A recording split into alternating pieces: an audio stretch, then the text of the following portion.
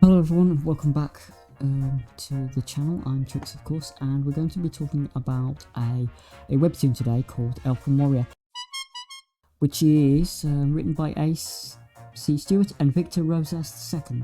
I believe they're American gentlemen or Canadian gentlemen, and they write a really great story. This isn't a manga, this is just a webtoon, it's a western one. It's very inspired by Gravity Falls, I think, or the art style at least, but let's just talk about the thing. There's about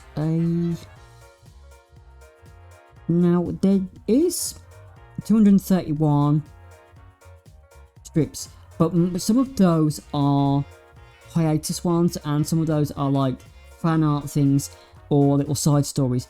There is about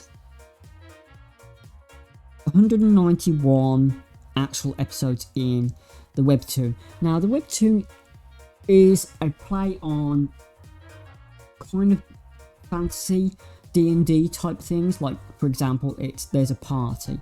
Now it does deconstruct this party because we have Hector.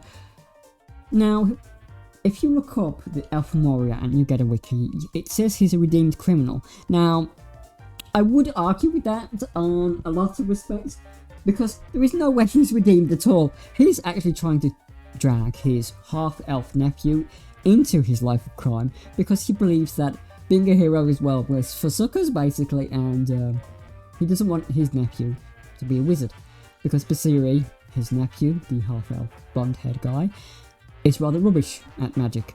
In fact, he causes more problems with his magic than he solves. Let's have a look at some of the other characters. It really does take modern storytelling, and it really shows that things can be done extremely well. It has a really strong female character in Obsidia Terrascreen. It really does deconstruct the princess who goes rogue stereotype. Now she gets possessed by a demonic axe that's very inspired by a certain video game weapon, Soul Calibur. That axe does come back later on with a rather bizarre character, but there is a lot of things that other comics try and do, and this one does excellently well. The art is very crisp and clear. The characters are recognisable no matter the scenario. Hector himself has a wonderful arc where his backstory is revealed, and it's done so well that it puts a lot of other comic authors and some manga authors to shame. The other characters, such as Trunky, is such a play on the mimic. He is done in such a way that you're either disgusted or you laugh out of some sort of weird shock value.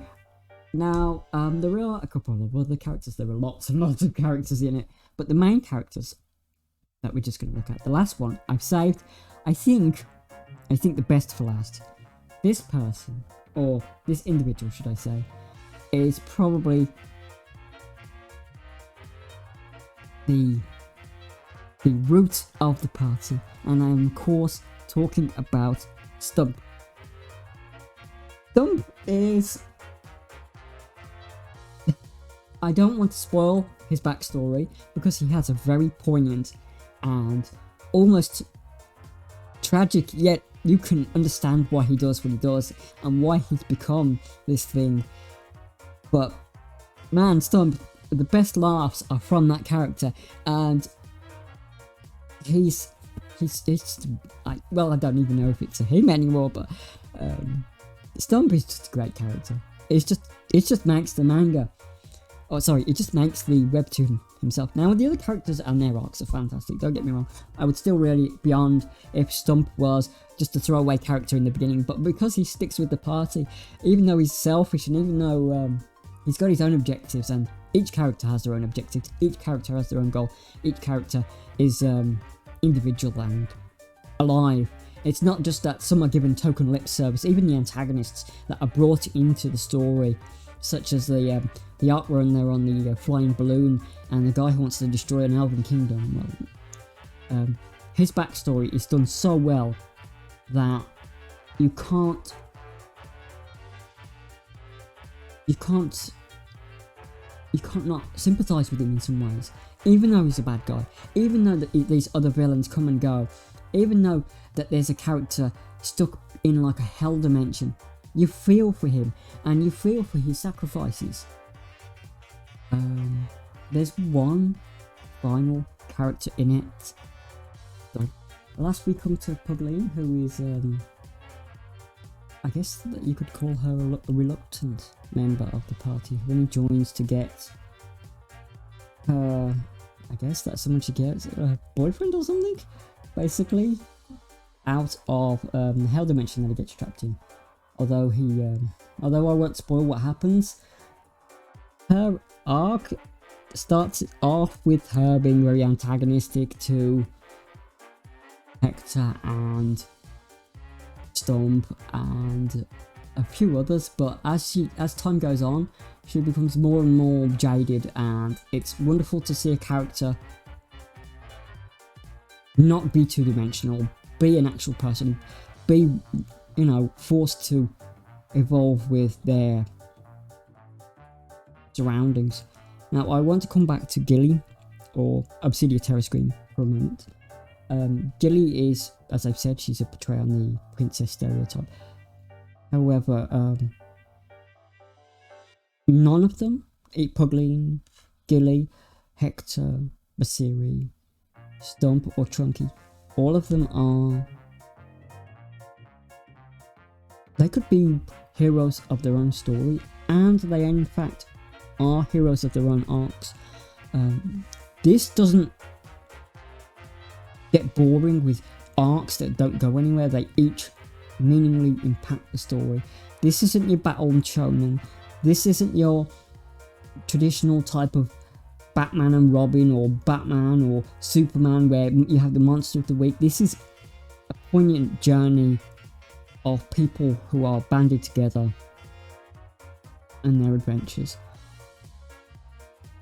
There is a lot of episodes out there, as I've said, there's 191-ish.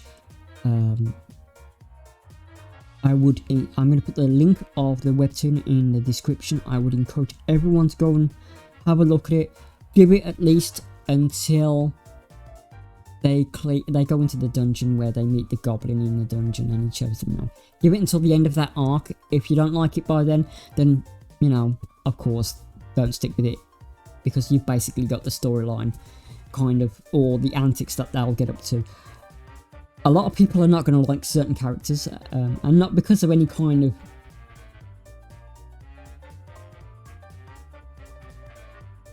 you know, they're written badly, but because their one-liners will just make you cringe at certain points. Though, I guess that even though a mimic is a mimic, you can always expect them to be hungry. Thank you everyone for watching. Do take care of yourselves, and bye bye.